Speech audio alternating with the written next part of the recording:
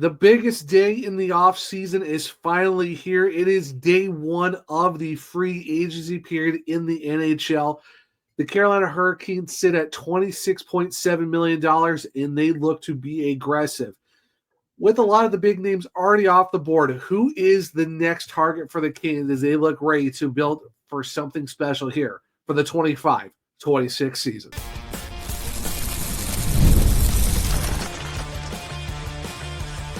You're Locked On Hurricanes, your daily podcast on the Carolina Hurricanes. Part of the Locked On Podcast Network, your team every day. Welcome to a Tuesday edition of Locked On Hurricanes, your team every day. Part of the Locked On Podcast Network. Thank you to the Everyday for making this your first listen of the day. 5 days a week, Monday through Friday, talking everything about your Carolina Hurricanes. I'm your host, Zach Martin. I'm the credentialed Carolina Hurricanes beat writer over at the Hockey Writers, also the co-host of the Surgecast, which is a weekly Carolina Hurricanes podcast, along with all of my dudes here at Locked On Hurricanes. Got a terrific Tuesday episode for you guys as we get to preview day one of the Hurricanes start to free agency. As when you listen to this, hopefully it's before noon when everything kicks off for free agency, or if you started listening to this afterwards, you kind of already know what might have happened, but let's just say for the sake of argument, this is just a straight up preview. We don't know who the Hurricanes have signed just of yet, but there's a lot to hopefully consider for the Hurricanes. Where do they sit currently cap-wise? How do they set themselves up perfectly to be aggressive? That being said, who are the possible targets that are currently left for the Hurricanes after a slew of extensions happened on June 30th? And that being said, some are viewing this free agency class to be a little bit weaker now. Is the end goal this year, or is it really the 2026 free agency class? So, that being said, let's kick it off. Where do the Hurricanes currently sit right now in their cap space? Well, they're at $26.715 million with 21 current guys signed to the active roster. 33 of 50 contracts officially signed, and this is after they extended Eric Robinson to that 4-year deal of $1.7 million that lasts through the 28-29 season. They did also extend, Juha Jaska, but currently that contract is in the AHL, so that doesn't really affect them as of yet when it comes to that. And there was a lot of qualifying offers that the Hurricanes have made, but it's to a lot of guys down in the system, Skylar Brennamore, Ryan Suzuki, Ronan Seeley, Dominic Consori, those guys like that. And they also just traded for Caden Primo from the Montreal Canadiens. He's arbitration rights eligible RFA, a guy they're going to need in the system in Chicago. So along with him, they're probably going to have Ruslan Kaisev, Nikita Kwap as of right now. That's what you're looking at. But overall, outside of just the Robinson extension for the most part, that does affect the current roster. Like I said, the Hurricanes are at $26.7 million, and right now the only current UFAs, and it looks like guys who are going to go to UFA on July 1st: Jack Roslovic, Tyson Jost, Brent Burns, and Dmitry Orlov. Now, a lot of rumors have been going around that the Hurricanes might possibly bring back Brent Burns. We're not sure about term and how much it is. If it is a deal that is manageable on the AAV, and if he gets less minutes, I wouldn't be upset with them bringing him back. But it can't be first line pairing with Slavin, and the AAV can't be ridiculous. I mean, you're looking at a guy who is 40. He did deal with a surgery before the season, did take a step back, but if for the Hurricanes, I would say you would definitely need to go for a guy in free agency. Of course, we'll talk about that in segment 2. Other than that, for the most part, if you even add Bradley Nadeau to the roster, you basically have 13 forwards with your extra, which, that's where they currently sit as of right now with their forward core, but I don't think the Hurricanes are going to settle on the 13 guys they have right now that only take up 45.9%, $1 million or 48.1% of the cap. So there's definitely could be a situation where the Hurricanes are definitely going to be using their money because, like I said, you got $26.715 million. You have to go get some guys. Now, like I said, unfortunately, Mitch Marner was part of a sign and trade to the Vegas Golden Knights, going there for 8 years at $12 million. So now the biggest fish is completely off the board, still waiting on what the return is for the Maple Leafs. Aaron Ekblad, who was, the Hurricanes are kind of looking at, he got an extension a little over $6 million. It was under 7, but he's staying in Florida. Brad Marchand got an extension as well, $5.25 million for the next 6 seasons. And it's kind of crazy to think that Florida is bringing pretty much almost their entire roster back next year, which is kind of crazy to think about when they're looking at a possible three-peat. Other guys went off the board, Bouchard staying in Edmonton, Patrick Kane's going back to Detroit. That was the latest one as well. Boston Bruins signed a lot of their guys back, Mason Lohrei. The big one was the RFA and Morgan Geekie. So unfortunately, the Hurricanes are knocking out Pizza the Hut next season, which would be kind of cool to have, but that's just kind of the thing where they're at right now. So currently for the Canes, a lot of the big names are now off the board. Like I said, Matthew Shane was another guy to potentially look at. He's now officially gone. And as of right now, that's where the Hurricanes currently sit. They do have, as of now, a roster that is very much cap compliant at $26.7 million with their projected cap hit right now is $68.784 million. So as of now, the Hurricanes are kind of under the cap floor. So that's where they sit as of right now. Like I said, they have 33 of 50 contracts signed.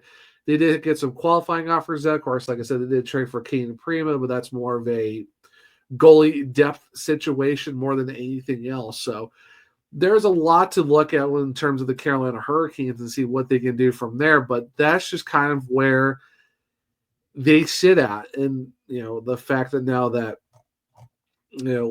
names that we were kind of looking at the start of free agency are now officially off the board.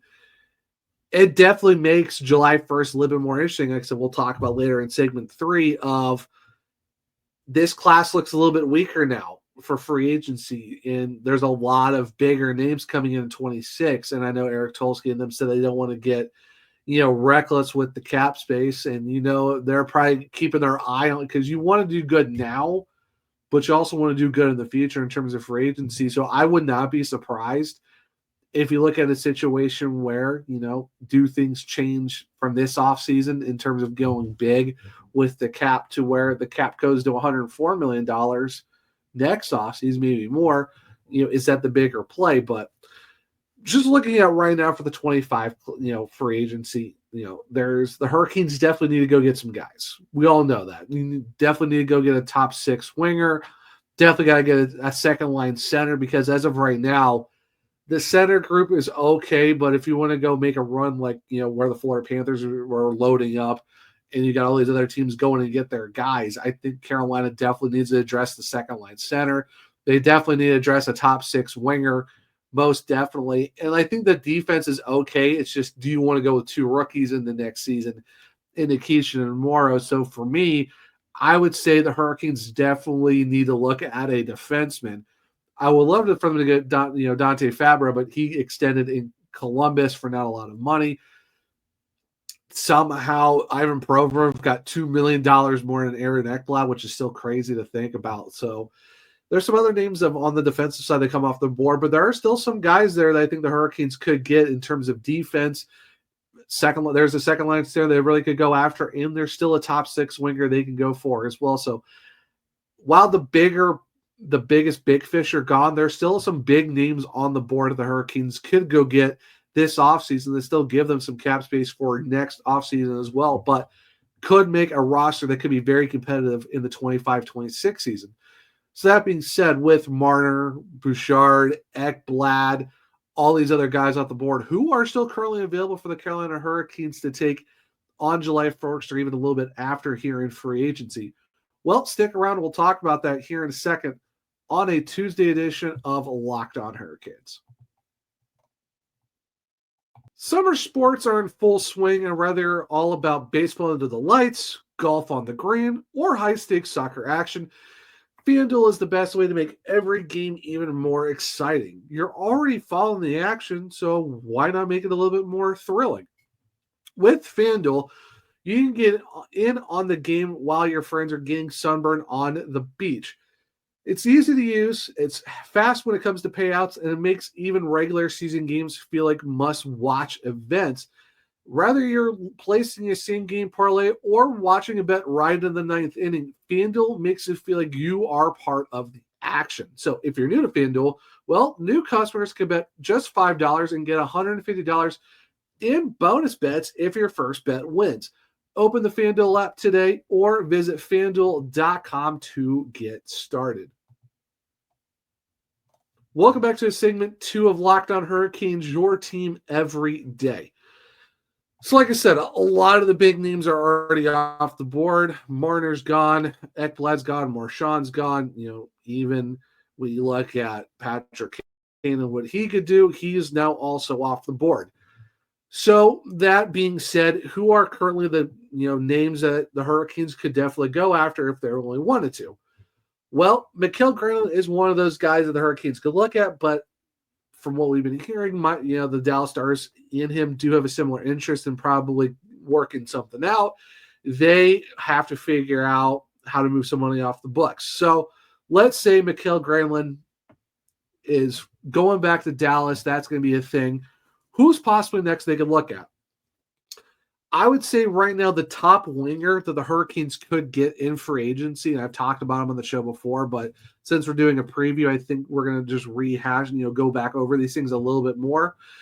One of them is Nikolaj Ehlers. I think, the fact that you did lose out on Marner, which would have been a great option, but you could still go get Ehlers and feel pretty good about your offseason for the most part, because right now, as AFP Analytics puts in, I really like these guys. They do a great job with their projections. They're pretty much almost very close to where they're at in terms of who gets what in their projections of, how much on the cap hit, how much is the length, how much it takes up, stuff like that. So Ehlers is a left shot, but he could play on either left wing or right wing. He is 29 years old. They are projecting a 6-year, $48.64 million contract, or the AAV comes out to $8.1 million, which would take up 8.49% of the cap. I would be okay with the Hurricanes going to an 8.1. I would even go to a 6 by 8.5 if they think that's worth it. Could you tack on a 7? I definitely think you could tack on a 7. That would take him until he's 36. That would fit in with a lot of the rest of the guys that are currently up there in age, like with Jacob Slavin, Sebastian Aho is about 26. There's still a lot of guys within that range, Walker and Gostisbehere and all of them.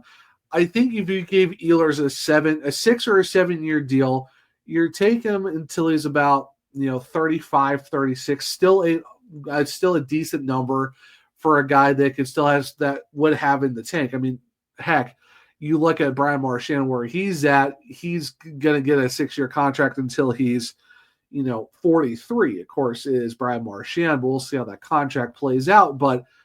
You're talking about a guy on the right side of 30, someone who you easily could put into your top 6. You could put him on your top line if you really wanted to. You could really put him also on the first power play unit. I would say 8.1 to 8.5 would be a great AAV for a guy like Nick Ehlers for 6 or 7 years. I think you feel pretty good about that. Yeah, you lost out on Marner, but I think the next best guy to go get for a winger that you can slide into your top 6 perfectly would be Nikolaj Ehlers. He's got the speed. He's got the two-way game. He's got the mold that fits really well with the Hurricanes. I think Ehlers should definitely be the top guy that the Hurricanes go for next season. So for me, that makes sense where it's like, okay, we missed it on Marner. Let's go get Ehlers. And I think that's kind of the thing to work out. Now, looking at centers, and I kind of talked about him a little bit too. I know some people are kind of, somewhere on the fence about this guy, but I think Pius Suter would be a great option for the Canes as well. Another guy who's 29 years old, a left shot center. I know we really need a right shot, but as of now, I think your right shots, I don't think it really matters as of right now. Now you just know you have to go get your second line center. I think the next best center to get as of now, let's just say Granlund's going to Dallas, your next best option as a center that you don't have to go trade for, you can just get him right out of free agency, you just pay him his money. I think Suter is that guy. So, Brian AFP Analytics, he is projected to get a 4-year, $19.9 million contract, or it's 4.983, which would take up 5.22% of the cap. Now, he did have a career year with the Vancouver Canucks, of course. This is because of the fact that with some injuries, he was able to move up in the lineup, and I think he got a lot of more ice time that he deserved, and he was rewarded for it. You saw what he did. Now, could some people say there might be an overpay? Maybe, because right now 4.9 isn't bad. I would say if you give him, let's say you give him a 5 or 6 year deal, that's still pretty good as well. You give him a little bit, less of term that you would get for Ehlers, but I think between 4 and 6 years would be a good number for Suter, because you're not locking him up long term if you go for 4, because it's still 4 seasons, but it's not that long of a 6.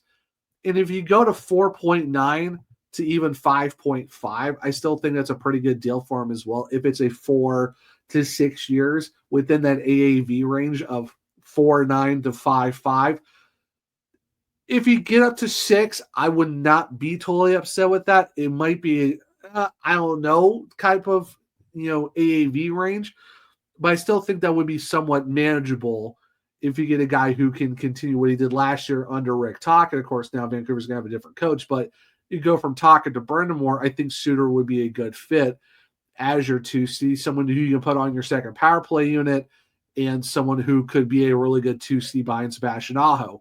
Now, like I said, you can give him a 4-year deal if you think, okay, this might be a shorter, term move. That's like, hey, we're going to have this guy for 4 seasons, and then maybe, see where we're at in a couple of years, go from there. Or if they like, no, we really like this guy, he can fit the system, let's give him the 6. You can give him the 6 and feel pretty good about yourselves. And like I said, that could be where it's 4.9 to 5.5. I think that'd be the perfect range to get a guy like Pius Suter, who could be your second line center. Other possible centers you could maybe consider looking at outside of, him. I mean, it's kind of a drop off after that point. It's a guy like Jack Roslovic. I don't know how you feel about that. Gustav Nyquist is 35. Andrew Mangiapane got 14 goals and 28 points, but he was making 5.8 last year with the Capitals. Who knows where that stands? Adam Gaudette had a 19-goal season with the Ottawa Senators, making $775,000.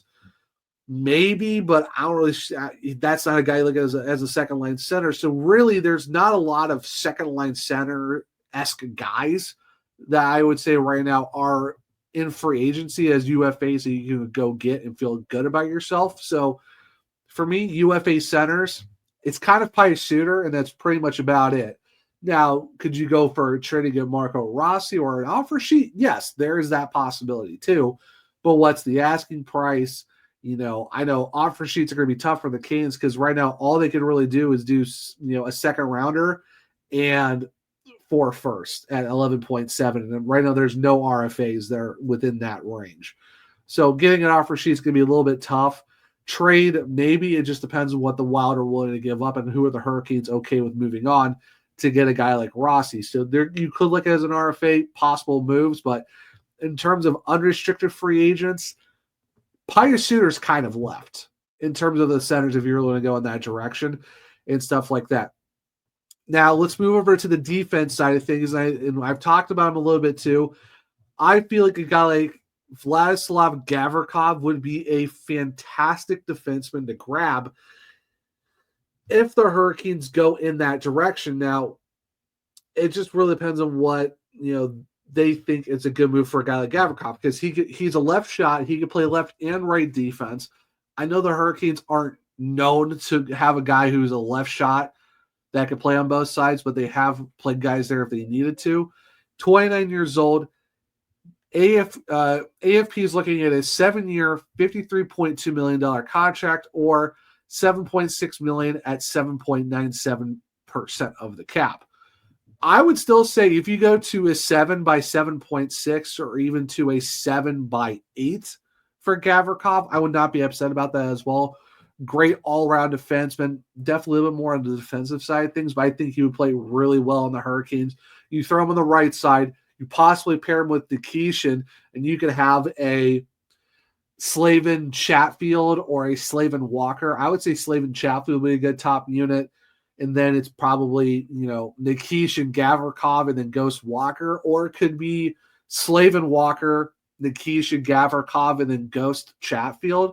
That's a very solid top six. And like I said, you could give, Gavrikov that projected cap of a 7-6 or even $8 million for 7 years, and you feel pretty good about yourselves because he's 29. Give him the same type of, longevity as Slavin, and there you go. And then you got basically your top six locked up for a good bit, especially if you throw in Gavrikov. So I think those are kind of like the three guys that the Hurricanes definitely need to look at after looking at a top six winger, a second line center, and a guy on defense. I think Gavrikov on defense, Suter's your 2-seat, Nikolaj Ehlers as your top six winger. I think those would be the great three guys to have if the Hurricanes look to make some good moves to be aggressive, but still set themselves up for the 2026 free agency as well, because there's going to be a lot of big names there, so it should be very interesting. But with where the tiers are that are left with those guys, it's slim pickings, but I think you could still go get your guys to make yourself competitive for next year.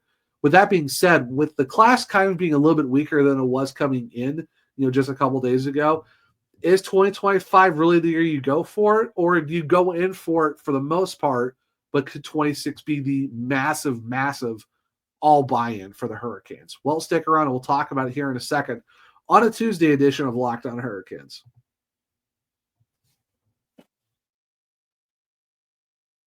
Welcome back to segment 3 of Locked On Hurricanes, your team every day. So like I said, as of right now for the class of 2025 free agency, with a lot of the big names already off the board before July 1st, I would say the UFA market has gotten really light on terms of the bigger name, top tier guys. Yes, you still have guys like Nikolaj Ehlers available. You can look at Vladislav Gavrikov. You can maybe look at Pius Suter if they think that he's one of those top end guys. I know Mikael Granlund right now currently is available, but there's a lot of talks of him going back to Dallas. Brock Besser is still available if you really think Besser is that guy who's a right shot, right winger. I know I didn't talk about him for the Hurricanes, but he is another possibility as well. But there's a lot of talks of Minnesota being in more on him. Outside of that, do you really feel good about a guy like Christian Dvorak or, James Van Riemsdyk, Jonathan Duran, Connor Brown? That's kind of where you're at right now in terms of guys that are available. So that begs the question. You look at the 2025 unrestricted free agent class, it's not very strong. Now, the RFA class is pretty good even for this offseason and next offseason. But currently the Carolina Hurricanes are in a tough spot in terms of just their picks, because you have to have your picks next summer to go make offer sheets. Where the Hurricanes are in a better spot for is 2026 offseason with their 2027 picks. That's where you can really go in for the offer sheets. And supposedly the cap might be going up to $104 million or more next summer in July 1st, 2026. That's where I think if you're looking at offer sheets, that's where the Hurricanes might make more of their moves, because at least they're going to have more of their own picks that they can use from 2027 to help make them get offer sheets. Because right now, currently, they're only able to do no picks, a straight-up second rounder, and that's it. Or it has to be 4 firsts, which is $11.7 million or more. Currently, there is no RFA worth 4 first rounders, and there's a lot of teams who are probably going to match a 4.6 and some money for just a second rounder, unless they really just don't want the guy. So the Hurricanes are definitely in a tight spot in terms of the restricted free agent market. Now, that being said, could they make some trades? Yeah, they could. Could they go for an Alex Tuck? Maybe. Could they go trade for Marco Rossi? Yeah, maybe. But, you haven't really heard could Jason Robertson still be on the board? It's a possibility, but the last I've heard, the Stars are trying to go get him back. They're going to try to extend him somehow. And they're trying to bring Mikael Granlund back, but they got to move off some money. Could Jason Robertson be available? Sure.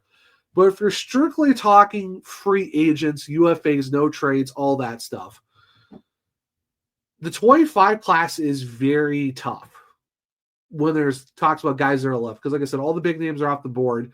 You could look at Granlund, you could look at Ehlers, you could look at Besser, Pius Suter. After that, it's kind of very wishy-washy, Gavrikov for defense. Goaltending is not a great market. And Ville Husso just got extended to the Ducks, so even that market has gotten a lot smaller. I think the Hurricanes can still go make moves this, on July 1st and then after. And like I said, Eric Tulsky doesn't want to be reckless with the money. They're not going to just throw guys contracts just to get them contracts. This could be a situation where the Hurricanes are going to make those necessary moves to make their roster better for next year. Like hopefully give the guys like a Ehlers, a Suter, a Gavrikov to fill out the needs that they really need, but also still put themselves in a good spot of, trade deadline time. Could they load up even more at the deadline, or maybe give them enough money to, with the cap going up, maybe with some contracts coming off the books or having contracts that they can go trade. Could they make a run for 2026 with some trades and free agency? Knowing Eric Tulsky, knowing the front office, I would not be surprised that they look for the now because they want to spend up. They want to spend up to the cap, but they don't want to be reckless with it. But they're also looking to the future of making sure that this window stays open as long as possible. So I could see where they're going to make the moves to be a very competitive one of the top contenders this season, but also look at possibly being 2026 being the really, really huge, we're going to throw all of our chips at the house type of moves, where they're going to go get all the unrestricted free agents that are going to be available, because there is a lot of them next year. Kirill Kaprizov is going to be one of them. Artemi Panarin. There's so many guys. Even the RFAs are going to be absolutely insane to look at next year as well. Like I said, that's where the Hurricanes might look at their 2027 picks and be like, hey, let's go use them from offer sheets. So I would say the Hurricanes are going to be aggressive in the 25 free agency class, but don't be surprised if they're looking at 2026 being like, hey, we'll do what we need to do now, get the guys we need to hopefully get us over the hump. However, if it doesn't go our way, the 26 offseason could really be the move here. I'm not saying they're going to punt on the season. I don't think they should punt on the season. I don't think they should just, go as less as possible because, okay, well, we're just going to see how the season plays out and go from there. I think they're going to go get their guys that they can take them over the hump this year, because you definitely need to do it after an Eastern Conference appearance. But don't be surprised if they kind of play as, we're going to do what we need to do this offseason, but also look at next offseason as well, where there's a lot more bigger fish going to come onto the board that makes the next year's free agency period even more palpable, more chaotic with all the guys that are going to be available. So it's definitely going to be a 1 foot in the now, 1 foot in the future, but still making sure your team's competitive for both. But I would say you definitely need to go make a run this year if you're the Hurricanes. Rather it be trades, I think that's probably where they're going to have to lean more on is the trades more than anything else, because RFAs are going to be tough to deal with what they have. You can still, like I said, you can still get your guys when it comes to the UFA class as well. It's just, who's going to be willing to come here, how much money you're going to throw on, and how much of the fit they're going to be, because like I said, a lot of the big names are already gone. So it's just, you got to make sure what works for you. So it'll be very interesting where I think the Hurricanes will still be aggressive, but they're also looking at 2026, maybe taking that even bigger step in terms of being the aggressive side of things. So it'll definitely be interesting to see how all of it works, but at least the speculations will be over. At least we know that, okay, it's free agency time. Let's see where this Hurricanes roster is at the end of day one for free agency. But guys, this will be the end of the Tuesday episode of Locked On Hurricanes. Thank you for making the first listen. For your second listen, or to check out Locked On NHL podcast, where there is no off season. We'll be bringing you the daily league-wide stories that matter the most with the local coverage you love from Locked On. Find Locked On NHL on YouTube or wherever you listen to your podcast. If you want to keep up with me, I'm at One True Zach on X. The podcast is LO_Hurricanes. I'm also on Blue Sky, the Zach Martin, where you can click my link trees in my bios to find all of my written content at thehockeywriters.com. If you want to check out my other podcast, well, it's the Searchcast on all podcast platforms and on YouTube. For Locked On Hurricanes, we're on Spotify, Google, Apple, iHeartRadio, wherever you're listening to your podcast. Make sure to follow or subscribe. Leave a 5-star rating and review because I might just read it on the show. For YouTube, it's Locked On Hurricanes. Subscribe. Hit the bell notification so you don't miss a show. Make sure to hit the thumbs up. Tell me know if you like the show as well. Share with all other Caniacs to become everydayers just like you. But hope everyone enjoyed the Tuesday edition of Locked On Hurricanes. Enjoy your Tuesday. Sit back and enjoy the insane chaos of free agency. And until next time, as always, let's go Canes.